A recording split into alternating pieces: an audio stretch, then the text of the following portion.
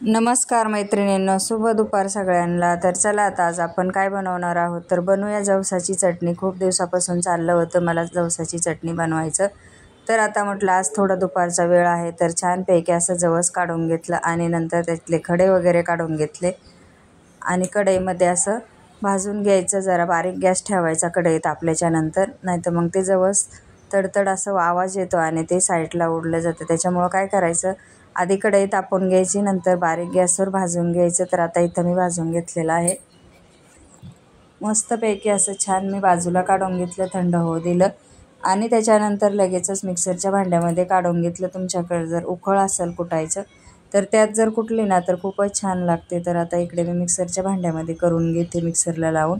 तर आता जवस बारीक करून घेतलं आणि लाल तिखट टाकायचं, फक्त मिरची पावडर टाकून घ्यायची आणि लगेचच लसूण टाकायचा, मीठ चवीनुसार टाकायचं। तर ही चटणी एवढी टेस्टी होते ना, तर त्याला भाजी नसेल तरीसुद्धा तुम्ही भाकरीबरोबर किंवा चपातीबरोबर भाताबरोबर खाऊ शकता।